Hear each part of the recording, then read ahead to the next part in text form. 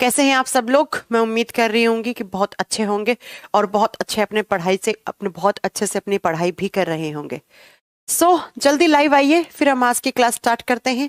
Rajinikanth live आ चुके हैं, विनोद गिरी आ चुके हैं, पंकज, आकांक्षा गुप्ता, राहुल राठौड़ भी आ चुके हैं, बबली राजपूत आ चुकी है, प्रिया परमार आ चुके हैं, रुचिका गुप्ता आ चुकी हैं, आकांक्षा सिंह राठौड़ आ चुके हैं, पायल, प्रिया एंड और कौन है ये। अच्छा, आप लाइव क्लास नहीं करते हैं, कोई बात नहीं, क्लास तो करते हैं ना। लाइव करो, रिकॉर्डेड देखो बाद में, कैसे भी करो, लेकिन पढ़ते तो है ना। हाँ जी, अमित मिश्रा है या मेहरा है, राहुल है, पंकज है, आकांक्षा गुप्ता। ठीक है आकांक्षा, नमस्ते ले लिया बच्चा आपका। अनुज यादव। चलिए फिर आज की क्लास स्टार्ट करते हैं। और आज की क्लास में हमें क्या पढ़ना है, तो आपको याद होगा लास्ट क्लास में हमने क्या पढ़ा था। लास्ट क्लास में हम पढ़ रहे थे सेल डिवीजन के बारे में, कोशिका विभाजन के बारे में पढ़ रहे थे कि एक सेल किस तरीके से डिवाइड होती है हमारे बॉडी में।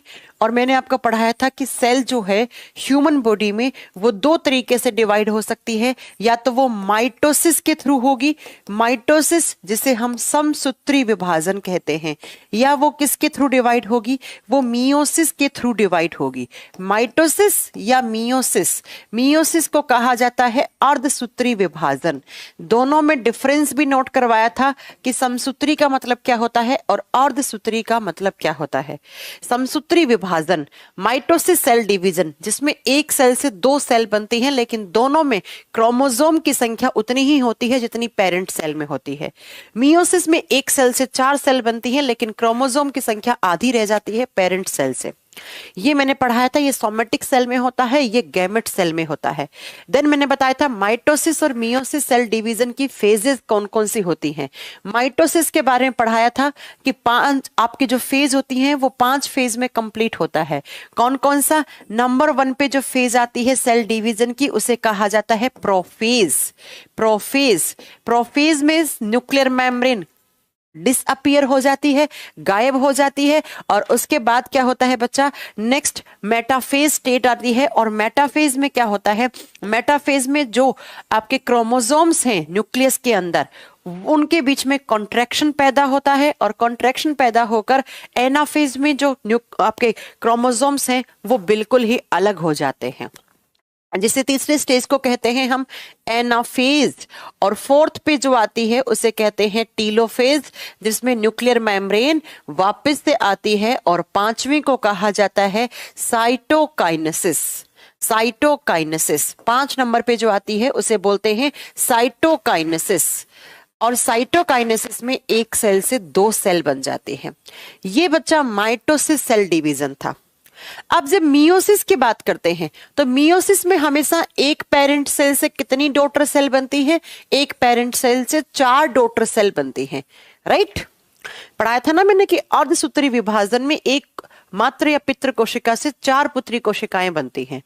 अब प्यारे बच्चों, मैं क्या कहना चाह रही हूं, मियोसिस जब होता है, माइटोसिस में एक से कितनी बनती है, 2 बनती है, मियोसिस में 1 से 4 बनती है। तो एक्चुअली जब मियोसिस होता है तो ये जो फर्स्ट की 4 स्टेजेस हैं, ये वाली तो एकदम सेम रहती है, ये माइटोसिस और मियोसिस में कॉमन स्टेज रहती हैं।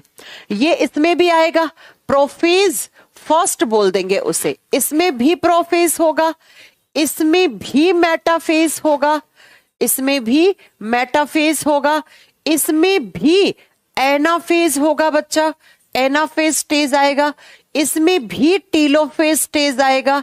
और 5वीं जो स्टेज होती है, जैसे माइटोसिस में इसे डाइकाइनेसिस कहते हैं, मियोसिस में इसे डबल डाइकाइनेसिस कहते हैं। इसे डाइकाइनेसिस आप लिख लो, इसे देखो यहां पे साइटोकाइनेसिस है, यहां पे कहा जाता है डाइकाइनेसिस।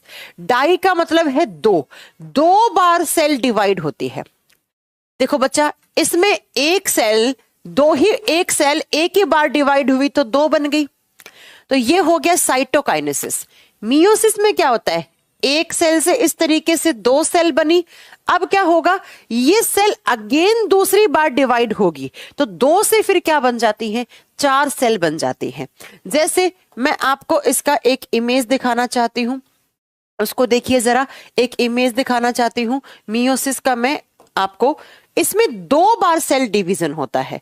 दूसरी बार जो स्टेज आती है, जब बात करते हैं यहां पर,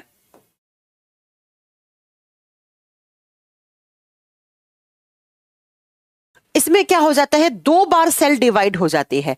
और जब 2 बार सेल डिवाइड होती है तो उससे 4 सेल बन जाते हैं, 4 डॉटर सेल बन जाती हैं।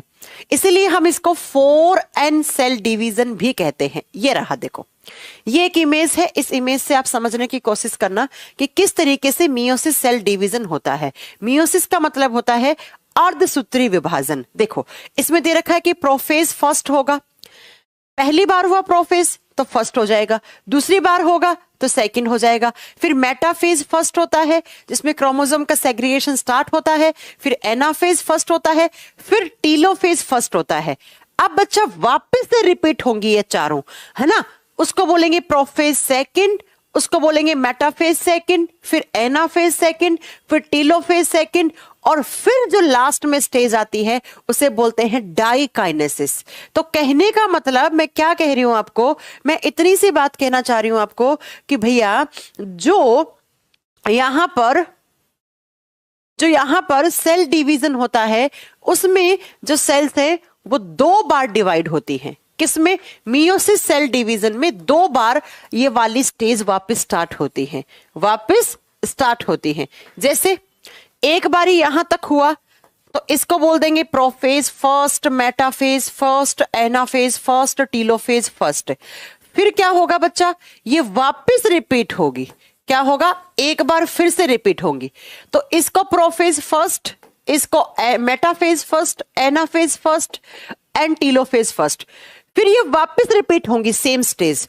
तो वापस जब रिपीट होंगी तो उसे बोलेंगे प्रोफेज सेकंड, मेटाफेज सेकंड, ऐसे ही बोलेंगे। फिर आप बताओगे anaphase second state, anaphase second state, और टीलोफेज सेकंड स्टेज दूसरा अवस्था, और लास्ट में जो आता है ये डाइकाइनेसिस तो दोनों के लिए कॉमन होता है। और इसमें डाई का मतलब 2 बार डिवाइड हो जाती है।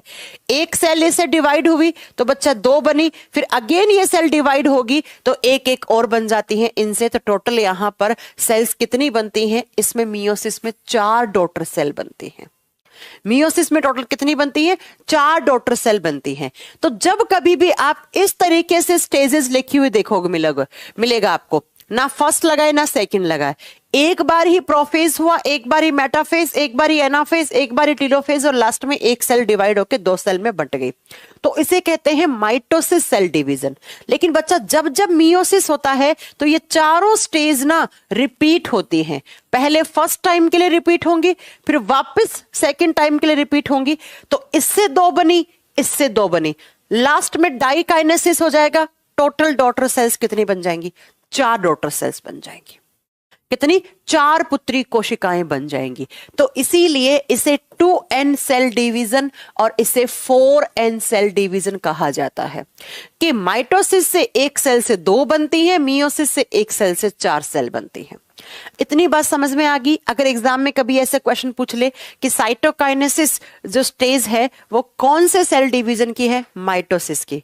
डाइकाइनेसिस किसकी है, मियोसिस की। 2 बार सेल डिवाइड किस में होती है, मियोसिस में। 1 से 4 किस में बनती है, मियोसिस में। 1 से 2 किस में बनती है, माइटोसिस में बनती है। ऐसा आप नोट कर लेना। अब बच्चा 2 क्वेश्चन ये आते हैं एग्जाम में कि सबसे लंबी स्टेज कौन सी होती है सेल डिवीजन की, या आपसे पूछ ले वो कौन सा स्टेज है जिसमें मैक्सिमम टाइम लगता है, maximum time taken stage of cell division.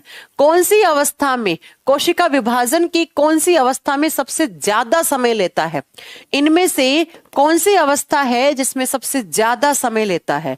और सबसे ज्यादा समय होता है वो लेती है प्रोफेज। जो प्रोफेज होती है सेल डिवीजन की स्टेट, उसमें सबसे ज्यादा समय लगता है प्रोफेज।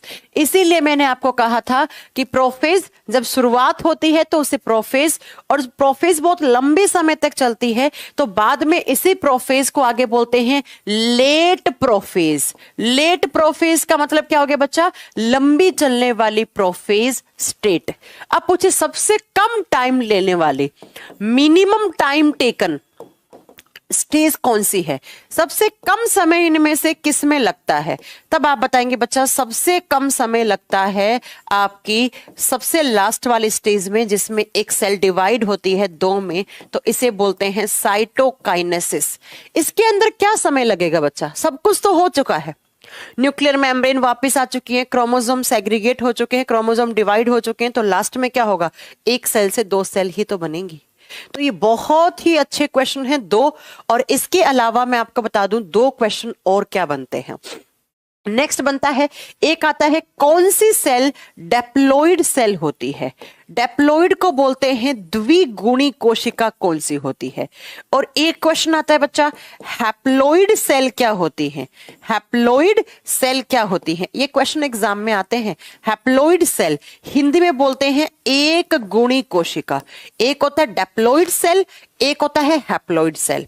बहुत ध्यान से सुनना, ऐसी सेल जिसमें 23 पेयर्स क्रोमोसोम होते हैं, जिसमें 23 जोड़ी गुणसूत्र होते हैं, 23 जोड़ी पेयर्स में है, मतलब टोटल कितने हो गए 46 क्रोमोसोम जिसके अंदर हैं, उस सेल को डेप्लॉइड सेल कहा जाता है। और ऐसा सेल जिसके अंदर सिर्फ 23 क्रोमोसोम है, जोड़ी में नहीं, ओनली 23 क्रोमोसोम है, उसे बोलते हैं हैप्लॉइड सेल। हैप्लॉइड सेल का ही दूसरा नाम होता है एन सेल, जहां पर एन क्रोमोसोम है, और इसे बोलते हैं 2n। गुणा कर दो, 23 को 23 से गुणा करोगे 46। तो अक्सर एग्जाम में ये चार क्वेश्चन देखने को मिलते हैं प्यारे बच्चों।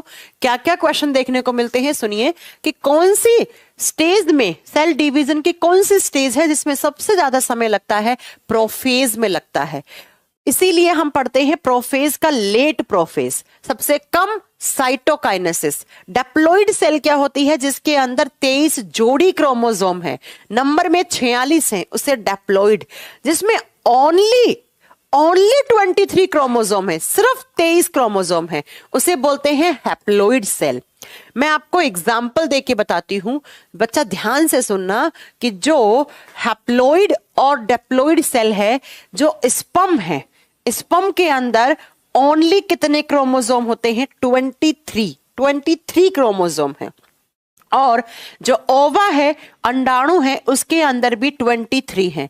और जब इन दोनों का फर्टिलाइजेशन होता है, इन दोनों में निषेचन होता है, तो निषेचन से जो एक नया सेल बनता है, जिसे बोलते हैं जाइगोट, जिसे हम क्या बोलते हैं, युग्मनज बोलते हैं। तो बच्चा देखो, 23 यहां से आए, 23 यहां से आए, तो इसमें टोटल कितने हो गए, 23 पेयर हो गए, मतलब 23 जोड़ी गुणसूत्र हो गए। तो ये जाइगोट जो है वो कैसा है, ये एक डेप्लॉइड सेल है। ये कैसी सेल है, डेप्लॉइड सेल है। और ये कैसी सेल है, हैप्लॉइड सेल है ना। और हैप्लॉइड सेल क्या होती है, जिसमें ओनली 23 क्रोमोसोम हो। अब सिर्फ 23 क्रोमोसोम होंगे तो उसमें कौन सा सेल डिवीजन होगा, 46 थे 23 आ गए, जितने थे उसके आधे हो गए क्रोमोसोम, तो मियोसिस। और ये तो मैं पहले ही पढ़ा चुकी हूं कि भैया जो अपने गैमेट सेल होती हैं उनमें मियोसिस सेल डिवीजन होता है। तो याद रखिएगा कि जो स्पर्म होता है और जो ओवा होता है, इन्हें हैप्लॉइड, इन्हें एक गुणी कोशिका कहा जाता है। और एक गुणी कौन सी होती है, जिनमें ओनली 23 क्रोमोसोम हो। और इन दोनों के जुड़ने से एक नया सेल, इनके फर्टिलाइजेशन से, इन दोनों के निषेचन से एक नया कोशिका बनता है, जाइगोट बनता है। उस जाइगोट में टोटल नंबर ऑफ क्रोमोसोम्स कितने होते हैं, 23 पेयर्स, जोड़ी हैं। तो ये डेप्लॉइड एक द्विगुणी कोशिका है। तो कभी कभी आपको एग्जाम में कंफ्यूज करने के लिए पूछता है कि स्पर्म और ओवा किस टाइप के सेल है। आप वहां पे सोचते हो मैम ने पढ़ाया था गैमेट सेल है, और गैमेट ऑप्शन में होता नहीं है। तो भैया अगर ऑप्शन में हैप्लॉइड है तो वो सही करा ना, बिकॉज स्पर्म और ओवा में सिर्फ 23 क्रोमोसोम होते हैं, तो इन्हें हैप्लॉइड सेल कहते हैं। और जो आपका जाइगोट कैसी सेल है, तो बताइएगा, ये एक डेप्लॉइड सेल है, एक द्विगुणी कोशिका है। इसके अंदर क्या होता है बच्चा, इसके अंदर टोटल 23 जोड़ी क्रोमोसोम है। बात क्लियर है। तो ये आपका यहाँ पे सेल डिवीजन वाला पार्ट कंप्लीट हो जाता है, और आपका साइटोलॉजी चैप्टर मेरी तरफ से कंप्लीट हो चुका है। आपको कोई भी डाउट है इस चैप्टर में, आप मेरे से पूछ सकते हैं। अगर आपको डाउट नहीं है तो कुछ क्वेश्चंस की प्रैक्टिस करें हम आज। जल्दी बताओ, अगर आपको डाउट नहीं है तो हमें आज कुछ क्वेश्चंस की प्रैक्टिस करनी चाहिए। तो तैयार हैं आप क्वेश्चंस की प्रैक्टिस करने के लिए? जल्दी बताइए, क्या आप क्वेश्चंस की प्रैक्टिस करने के लिए तैयार हैं? स्टार्ट करें फिर। पूरा चैप्टर कंप्लीट हो गया, मैंने सब कुछ पढ़ा दिया है। अब हम कल की क्लास से एनिमल टिश्यू नया चैप्टर स्टार्ट करेंगे। जंतु उत्तक एनिमल टिश्यू, जो अपने हालांकि मैंने अभी लगा रखा था पीडीएफ, तो यहाँ पे लगा ही रखा है कि आज चलो आज पढ़ाऊंगी। इसको थोड़ा इमेजेस के साथ पढ़ाना है मुझे, लेकिन थोड़ा कुछ क्वेश्चंस की प्रैक्टिस करवा दूं आपको, नहीं तो आप बोलोगे मैम कुछ क्वेश्चंस की प्रैक्टिस नहीं हुई है ना। बच्चा क्रॉसिंग ओवर वगैरह समझ में आएगा अनुराग, तो रुकिए थोड़ा जेनेटिक्स वाला पार्ट समझाएंगे ना। अलील क्या होते हैं, डोमिनेंट क्या होता है, ये सब पढ़ने के बाद क्रॉसिंग ओवर समझ में आता है बेटा, ठीक है। चलो करें फिर कुछ क्वेश्चन की प्रैक्टिस। आइए, मैं आपके बोर्ड पे कुछ क्वेश्चंस लिख रही हूं, आप उनका आंसर देने की प्लीज तैयारी कर लें, है ना। और कोई भी चीटिंग नहीं करेगा, नोट्स वोट्स बिल्कुल नहीं खोलने की कोशिश करेगा कोई। पहला क्वेश्चन है, which cell organelle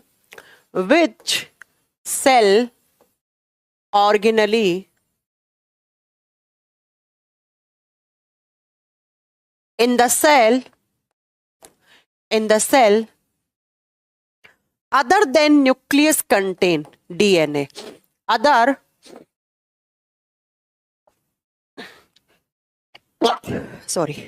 than nucleus contains DNA.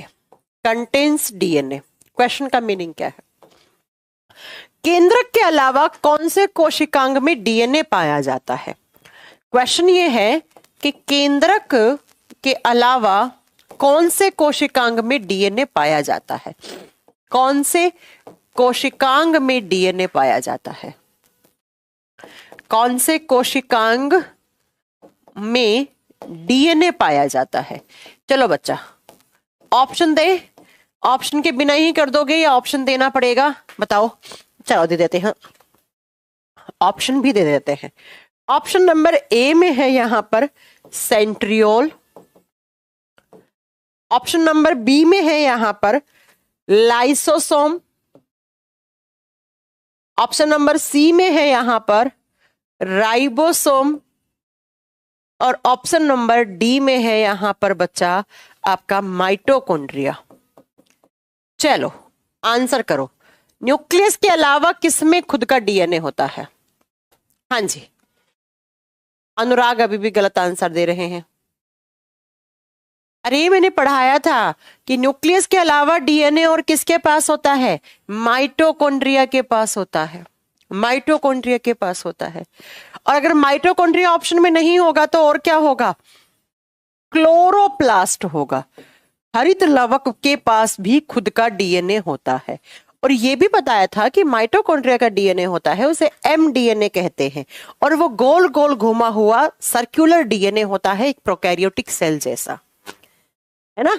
चलो अब चलते हैं नेक्स्ट क्वेश्चन पे। अगला क्वेश्चन दिखने में ज्यादा टाइम लग रहा है, आप लोग मुझे बताइएगा नेक्स्ट क्वेश्चन पर। चलो अगला क्वेश्चन है, ऑप्शन में बता दे रही हूं, है ना, लिख दूंगी। Plasma membrane in eukaryotic cell is made up of. Eukaryotic cell की जो प्लाज्मा मेम्ब्रेन होती है वो किसकी बनी हुई होती है? एक यूकैरियोटिक सेल है, उसका प्लाज्मा मेम्ब्रेन किसका बना हुआ है? ऑप्शन नंबर ए में है लाइपोप्रोटीन, जैसे हिंदी में आप लिपोप्रोटीन बोलोगे।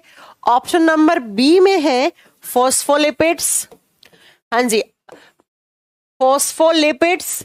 ऑप्शन नंबर सी में है chitin, chitin. Option number D में है सेल्यूलोज। यूकैरियोटिक सेल का सेल मेम्ब्रेन किसका बना होता है? सेल मेम्ब्रेन पूछा है, कोशिका भित्ति नहीं पूछा है, कोशिका झिल्ली पूछा है। यूकैरियोटिक सेल का कोशिका झिल्ली किसका बना हुआ होता है? तो उसमें क्या होना चाहिए? फॉस्फोलिपिड्स होना चाहिए। पढ़ाया था ना ऐसे लिपिड्स जिसके आगे फॉस्फोर जुड़ा हुआ हो। तो हमारी सेल की सेल मेम्ब्रेन में फॉस्फोलिपिड्स ज्यादा होता है। लिपोप्रोटीन तो हमारी न्यूक्लियर मेम्ब्रेन, अगर न्यूक्लियर की मेम्ब्रेन पूछे, न्यूक्लियस की मेम्ब्रेन किसकी बनी हुई होती है, तब आप क्या करोगे, न्यूक्लियर की मेम्ब्रेन लिपोप्रोटीन की बनी होती है। अगर आपसे पूछे काइटिन कहां होता है, कवक की कोशिका भित्ति काइटिन की बनी होती है। अगर आपसे पूछे सेल्यूलोज कहां होता है, प्लांट की सेल वॉल, एक प्लांट की कोशिका भित्ति किसकी बनी हुई होती है, आप बताओगे सेल्यूलोज की बनी हुई होती है। चलो भाई अगला क्वेश्चन, नेक्स्ट क्वेश्चन पूछेंगे, the sugar present in DNA, हाँ जी डीएनए में कौन सी शुगर होती है, the sugar present in DNA, DNA में कौन सी शुगर बताई थी मैंने, आपका रिवीजन हो जाएगा पूरे चैप्टर का। डीएनए में कौन सी शुगर प्रेजेंट है, डीएनए और आरएनए में शुगर होती है, तो कौन सी शुगर है, हाँ जी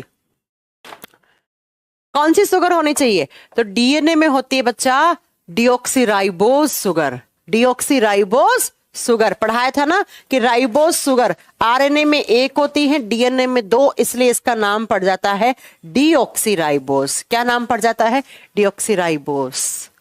क्लियर है, चलो फिर अगला question,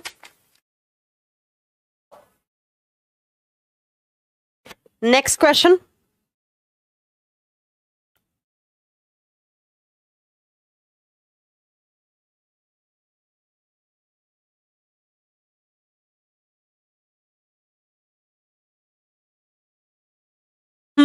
the site of cellular respiration in animal cell, NDA 2004 में पूछा हुआ क्वेश्चन है।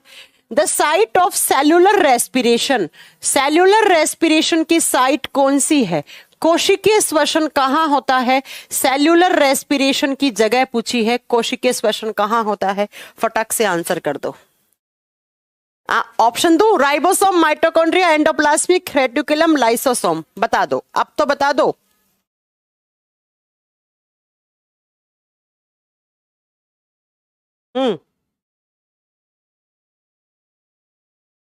कहां पर कोशिकीय श्वसन होता है, माइटोकॉन्ड्रिया में सेलुलर रेस्पिरेशन होता है, और अमित आप कैसी बातें कर रहे हैं, लाइसोसोम में किसने पढ़ाया, सेलुलर रेस्पिरेशन का मीनिंग क्या होता है, ग्लूकोज का टूटना, ग्लूकोज का टूटना, और किसकी प्रेजेंस में टूटना, ऑक्सीजन की प्रेजेंस में टूटना, क्या बनना, कार्बन डाइऑक्साइड प्लस पानी प्लस एनर्जी, और ये एनर्जी कहां बनती है और कहां स्टोर होती है, माइटोकॉन्ड्रिया में। तो बच्चा ये प्रोसेस कहां होती है, माइटोकॉन्ड्रिया में होती है, ना कि लाइसोसोम में। चलो नेक्स्ट क्वेश्चन है, how many cells and meiosis are needed to produce 200 cell, आपको 200 सेल प्रोड्यूस करनी है, तो स्टार्टिंग में आपको कितनी मियोसिस सेल लेनी पड़ेंगी, मतलब इन सेल के अंदर मियोसिस सेल डिवीजन करवाना है, 200 आपको बनानी है, तो शुरुआत में आपको कितनी लेनी पड़ेगी बता दो। तो शुरुआत में आपको कितनी लेनी पड़ेगी, 200 बनाने के लिए स्टार्टिंग में, मियोसिस में क्या होता है बच्चा, 1 से 4 बनती है, तो भैया इसको डिवाइड कर दो 4 से, तो स्टार्टिंग में अगर आपके पास 50 सेल हैं तो आप उनसे 200 मियोसिस सेल बना सकते हो, 200 अर्धसूत्री कोशिका विभाजन वाली कोशिकाएं बना सकते हैं। क्लियर है, नेक्स्ट है, the yellow and orange colour of fruits and flowers are mainly due to, जो फ्लावर के अंदर, फ्रूट के अंदर और फ्लावर के अंदर जो पीला और ऑरेंज कलर है वो किसकी वजह से है, चलो नारंगी कलर और पीला कलर कौन देता है बताओ। नेक्स्ट क्वेश्चन, क्लोरोप्लास्ट या क्रोमोप्लास्ट या ल्यूकोप्लास्ट या एल्यूरोप्लास्ट, हाँ जी पीला और नारंगी रंग कौन देता है, जल्दी बताओ, पीला और नारंगी रंग, हरा रंग कौन देता है, क्लोरोप्लास्ट। हरे को छोड़कर जितने सारे भी कलर हैं उसके लिए कौन रिस्पॉन्सिबल है, उसके लिए क्रोमोप्लास्ट है। अभी भी कुछ बच्चों का क्लोरोप्लास्ट आ रहा है, बताओ इतना पढ़ाने के बाद भी। लग रहे हैं ना आसान क्वेश्चन। चलो नेक्स्ट बताओ, अगला क्वेश्चन आप बताएंगे मुझसे। नेक्स्ट क्वेश्चन मैं आपसे पूछना चाहती हूं, हाँ, जब हमारी कोशिकाएं मृत या क्षतिग्रस्त जीवों जैसे माइटोकॉन्ड्रिया, एंडोप्लाज्मिक रेटिकुलम आदि से भर जाती हैं तो इन जीवों का क्षरण मुख्य रूप से किसके द्वारा किया जाता है। बताऊं क्वेश्चन क्या कहना चाह रहा है, क्वेश्चन कहना चाह रहा है कि जब हमारी सेल के अंदर बहुत सारा कोई भी डेड पार्ट आ जाता है उसको डिकम्पोज करने का काम कौन करता है, या कोई टॉक्सिक चीज आ जाती है तो उसको डिकम्पोज करने का काम कौन करता है, वो बैग कौन सा बैग? Disposal bag. भाई खराब चीजों को, वेस्ट मटेरियल को कहां डालते हैं? डस्टबिन में, डिस्पोजल बैग में। तो डस्टबिन और डिस्पोजल कौन है हमारी सेल का? हमारी सेल का डस्टबिन और डिस्पोजल तो लाइसोसोम है। कौन है बच्चा? लाइसोसोम है। तो क्या कर दोगे? ये बैग लाइसोसोम कहलाता है, जिसके अंदर हम क्या करते हैं? चलो अगला क्वेश्चन। नेक्स्ट क्वेश्चन अपने से पूछा है, बैक्टीरिया की खोज किसने की? Who discover bacteria? चलो नेक्स्ट क्वेश्चन बताइए, सबसे पहले बैक्टीरिया की खोज किसने की? जीवाणु की खोज या बैक्टीरियल सेल की खोज किसने की? क्वेश्चन का आंसर बिल्कुल सही करना। सबसे पहले बैक्टीरिया की खोज करने वाले साइंटिस्ट फ्लेमिंग थे, टेमिंग थे, लैम्बल थे, ल्यूवेनहॉक थे। आप जानते हैं 1676 में एंटोनी वॉन ल्यूवेनहॉक ने सबसे पहले बैक्टीरियल सेल की खोज की थी। इसके अलावा उसने आरबीसी, स्पर्म, प्रोटोजोआ की भी खोज की थी। बहुत बढ़िया, बहुत बढ़िया। चलो, the smallest organism capable of autonomous growth and reproduction. इस यूनिवर्स में सबसे छोटी सेल किसकी है, ये पूछना चाह रहा है। चलो बताओ, smallest cell of universe, smallest cell of universe, इस संसार की सबसे छोटी कोशिका जो अपने आप को रिप्रोड्यूस भी कर सकती है और जो लिविंग भी है, जो अपने आप को रिप्रोड्यूस भी कर सकती है और जो लिविंग भी है। हाँ जी, किसकी होती है सबसे छोटी? एक बैक्टीरिया की। और कौन सा बैक्टीरिया है? कौन सा बैक्टीरिया है? तो क्या बताओगे बच्चा? माइकोप्लाज्मा। तो इसका आंसर क्या होगा? इसका आंसर क्या होगा? माइकोप्लाज्मा आंसर होगा। ठीक है बच्चा, जीवाणु नहीं। जीवाणुओं में कौन सा जीवाणु? Mycoplasma, mycoplasma. ठीक है, करेक्ट है। मुझे लगता है आप तो सारे ही काम सही से कर रहे हैं। चलो अगला। हाँ जी, निम्नलिखित में से कौन आरएनए में नहीं होता है? मैं 4 ऑप्शन लिख रही हूं, बताइएगा आरएनए में इनमें से कौन कौन सा नहीं होता है। ऑप्शन नंबर 1 है थाइमीन, ऑप्शन नंबर 2 है एडनीन, एडनीन, ऑप्शन नंबर सी है साइटोसिन, साइटोसिन, ऑप्शन नंबर 4 है डी पे है गुआनीन। अब बताओ बच्चा, इसमें से कौन सा आरएनए में नहीं है, जो आरएनए में नहीं पाया जाता? आरएनए में क्या नहीं पाया जाता? बबली जी ने सही आंसर किया, आकांक्षा ने सही आंसर किया, पंकज त्रिपाठी गलत आंसर है, राहुल गलत आंसर है, आर के रमन गलत आंसर है। क्वेश्चन सही से सुनो, जो आरएनए में नहीं पाया जाता, जो आरएनए में नहीं पाया जाता। अरे उल्लुओं, मैंने कैसे याद करवाया था? डीएनए में एटीसीजी होता है, आरएनए में एयूसीजी होता है। तो देखो टी, थाइमीन, थाइमीन आरएनए में होता ही नहीं है। कहां है थाइमीन? तो यही ऑप्शन सही हो जाएगा। आरएनए में कौन सा नहीं होता? थाइमीन नहीं होता। डीएनए में होता है, ऐसे याद कर लो, डीएनए में एटीसीजी होता है।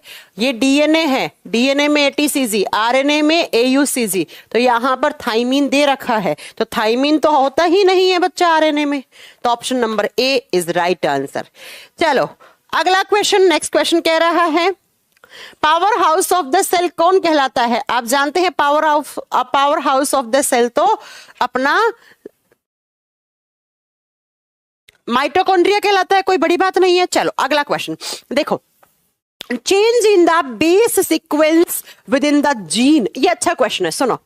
जीन के ऊपर जो बेस लगे होते हैं, जो नाइट्रोजीनियस बेस लगे हुए होते हैं, मान लो एक जीन है इस तरीके से, इसके ऊपर ये नाइट्रोजीनियस बेस लगे हुए होते हैं, इनकी प्रॉपर एक सीक्वेंस होती है बच्चा।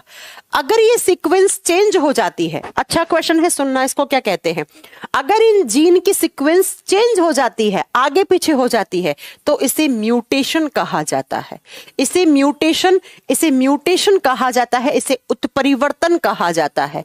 और म्यूटेशन जब जब होता है, ये सडन चेंजेस होते हैं, कभी भी चेंज हो सकता है। ठीक है बच्चा, तो इसे म्यूटेशन कहा जाता है। चलो अगला क्वेश्चन है कि मानव शरीर में मौजूद निम्नलिखित कोशिकाओं में से किसमें माइटोकॉन्ड्रिया नहीं पाया जाता है? किसमें माइटोकॉन्ड्रिया नहीं पाया जाता है? मैंने पढ़ाया था आरबीसी के अंदर माइटोकॉन्ड्रिया और न्यूक्लियस दोनों नहीं होते हैं। आरबीसी के अंदर माइटोकॉन्ड्रिया और न्यूक्लियस दोनों ही नहीं होते हैं। ये बात बड़ी आसान है, आप बता दोगे। चलो अगले क्वेश्चन पे चलते हैं। नेक्स्ट क्वेश्चन, अगला क्वेश्चन कह रहा है कि the endoplasmic reticulum membrane that attached to the ribosome is called. कह रहा है कि कौन सी एंडोप्लाज्मिक रेटिकुलम है जिसके ऊपर राइबोसोम पाए जाते हैं। अब आपको बताना है कौन सी एंडोप्लाज्मिक रेटिकुलम पर राइबोसोम पाए जाते हैं। रफ पे होते हैं या स्मूथ पे? RER, रफ एंडोप्लाज्मिक रेटिकुलम इस पर पाए जाते हैं और स्मूथ पे नहीं होते हैं बच्चा। अगला क्वेश्चन है in human cells which type of ribosome is present. हमारे बॉडी में कौन से टाइप का राइबोसोम होता है? 70S, 80S, 30S, 40S। बताओ किस प्रकार का राइबोसोम होता है हमारे बॉडी में या यूकैरियोटिक सेल में? हाँ जी, आंसर कीजिए। राहुल सही आंसर है इस बार आपका। RK अरमान आपका भी सही है, बबली का भी सही है, अनुराग का भी सही है। बच्चा ह्यूमन बॉडी की सेल्स में 80S टाइप का राइबोसोम होता है, जबकि प्रोकैरियोटिक सेल में किस टाइप का होता है? 70S टाइप का। माइटोकॉन्ड्रिया में किस में कैसा होता है? 70S टाइप का होता है। बहुत बढ़िया, बहुत बढ़िया, सही चल रहा है आप लोगों का, है ना। चलो अगला क्वेश्चन है bacterial cell wall is made up of. बताइएगा जरा, बैक्टीरियल सेल वॉल किसकी बनी हुई होती है? अब आप लोग बता सकते हैं बैक्टीरियल सेल वॉल किसकी बनी हुई होती है। एक बैक्टीरिया की कोशिका भित्ति किसकी बनी हुई होती है? ऑप्शन देने पड़ेंगे। Chitin, starch, cellulose, peptidoglycan. बताइए जरा, काइटिन, स्टार्च, सेल्यूलोज, पेप्टिडोग्लाइकॉन, इनमें से किसकी बनी हुई होती है एक बैक्टीरिया की सेल वॉल? बैक्टीरिया की सेल वॉल में पेप्टिडोग्लाइकॉन, म्यूरामिक एसिड और कुछ अमीनो एसिड होते हैं। बहुत बढ़िया।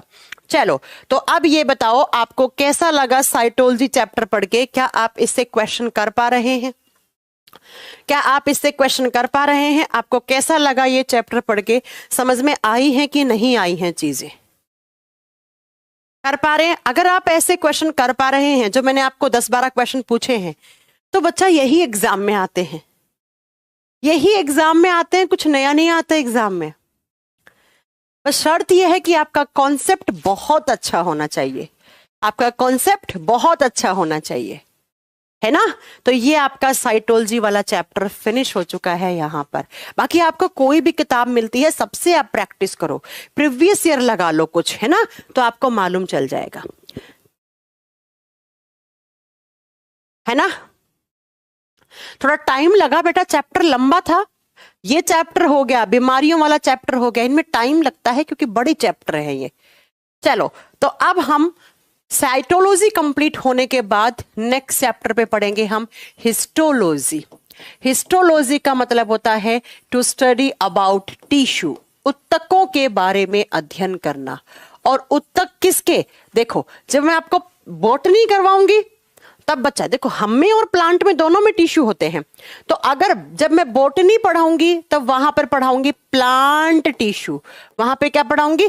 प्लांट टिश्यू, पादप उत्तक। और अभी हम जूलॉजी पढ़ रहे हैं तो हम क्या पढ़ेंगे? हम एनिमल टिश्यू पढ़ेंगे, हम एनिमल टिश्यू पढ़ेंगे, हम जंतु उत्तक पढ़ेंगे। ठीक है, हम जंतु उत्तक। हमारे बॉडी में कौन कौन से टिश्यू हैं, कितने टाइप के टिश्यू हैं? थोड़ा सा टफ चैप्टर लग सकता है, थोड़ा सा टफ चैप्टर लग सकता है, नाम थोड़े से अटपटे हैं इस चैप्टर में, है ना।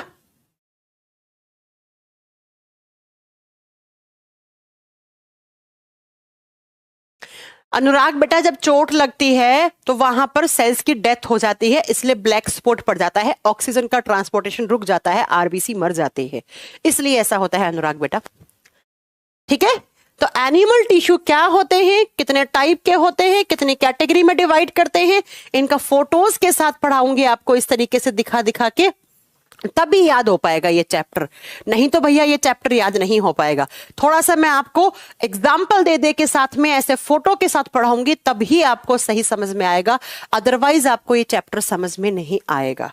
और ये चैप्टर शुरुआत करेंगे हम कल, आज नहीं, नई क्लास से एक नया चैप्टर शुरू करेंगे।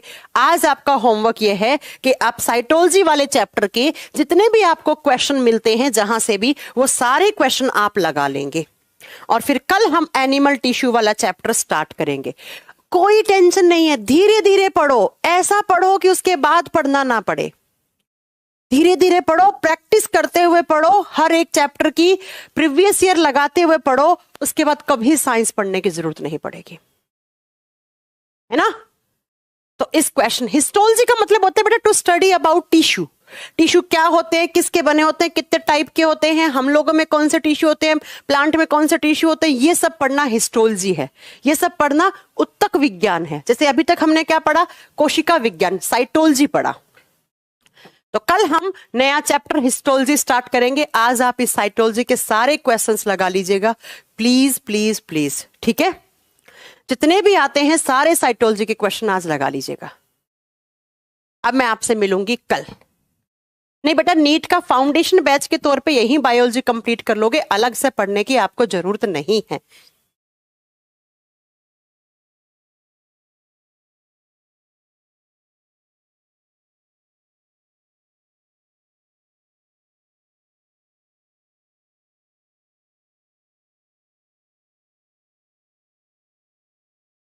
ठीक है, अब मैं आपसे कल मिलूंगी। आप तब तक के लिए